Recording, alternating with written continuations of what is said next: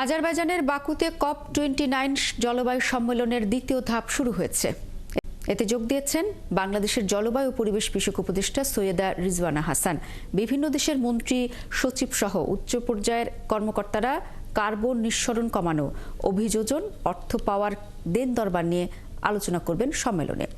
সম্মেলনের আরো খবর জানাতে আমাদের সাথে যোগ দিয়েছেন সহকর্মী হাবিব রহমান। হাবিব, দ্বিতীয় ধাপের সম্মেলন তো শুরু হলো। এই দ্বিতীয় ধাপের আলোচনা আসলে কোন বিষয়গুলো বেশি গুরুত্ব পাবে, এবং একই সাথে জানতে চাই, যেহেতু আমাদের পরিবেশ উপদেষ্টা সেখানে গিয়েছেন, তিনি বাংলাদেশের পক্ষ থেকে আসলে কোন বিষয়গুলোকে তুলে ধরবেন? শ্রাবণ একটু বলে রাখি যে জলবায়ু সম্মেলন আসলে সব বিষয় নিয়ে আলোচনা হয়।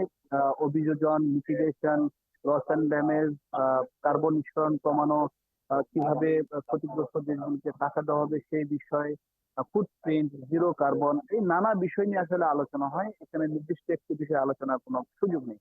তবে একটু বলে রাখি যে বাংলাদেশের জলবায়ু উপদেষ্টা তিনি আজকে যুক্ত হয়েছেন এবং যুক্ত হয়ে বলছেন যে উন্নত দেশগুলোর কারণে ধনী দেশ যে ক্ষতিগ্রস্ত দেশগুলো আরো ক্ষতিগ্রস্তের তালিকায় পড়ে যাচ্ছে, এবং পাশাপাশি তারা যেটি বলছেন যে আহ, এভাবে চলতে থাকলে মানব সভ্যতায় আরো বড় ধরনের বিপর্যয় সৃষ্টি হবে, এবং ক্ষতিগ্রস্ত দেশগুলো বিশেষ করে এলডিসি কান্ট্রির তালিকায় অন্তর্ভুক্ত হবে এমন আশঙ্কা তিনি করছেন।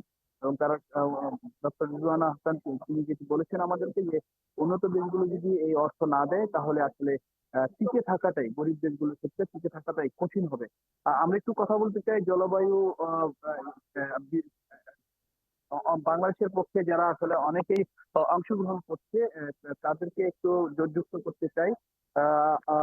আমরা বলতে চাই যে স্যার যদি একটু বলেন যে আপনারা এখানে যুক্ত হয়েছেন এবং বিভিন্ন বিষয় নিয়ে কথা বলছেন, যদি একটু বলেন যে সার্বিক অবস্থায় যদি একটু বলেন যে সার্বিক অবস্থায় এখন পর্যন্ত কি দেখছেন যে কতটুকু অগ্রগতি হলো এবারের? মোটামুটি ভাবে দ্বিতীয় সপ্তাহ প্রথম দিন পর্যন্ত আমরা যদি সার্বিক জলবায়ু অর্থায়ন, যেটি এবার বাকু কপকে ফাইন্যান্স কপ হিসেবে আখ্যায়িত করা হয়েছিল, জলবায়ু অর্থায়নের যে বিষয়টি সেটি ততটুকু আমরা এগোতে পারি নাই। এক্ষেত্রে যে নিউ কালেকটিভ কোয়ান্টিটিভ গোল বা এনসিকিউজি হিসেবে নতুন অ্যাডাপ্টেশন ফান্ড যেটি চাওয়া হচ্ছিল এতদিন ধরে, যেটা বছরে $100 বিলিয়ন চাওয়া হচ্ছিল, সেখানে এবার আরো বর্ধিত করে এটাকে $1 ট্রিলিয়ন দাবির আলোচনাটা এক্সপেক্টেড ছিল।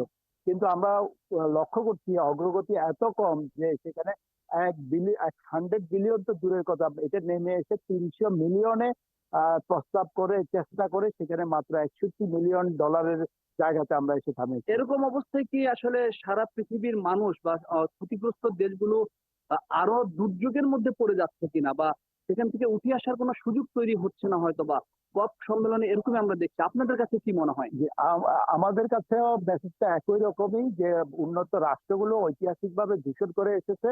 এখন যখন এটার জন্য যে ক্ষতিপূরণ দেওয়ার যে বিষয়টি এসেছে সেটি তারা করছেন। হাবিব রহমান, আমরা আপনার কাছে শুনছিলাম দ্বিতীয় পর্যায়ের যে সম্মেলন হচ্ছে সেখানে আসলে কি কি বিষয় তুলে ধরবে। আপনাকে অসংখ্য ধন্যবাদ।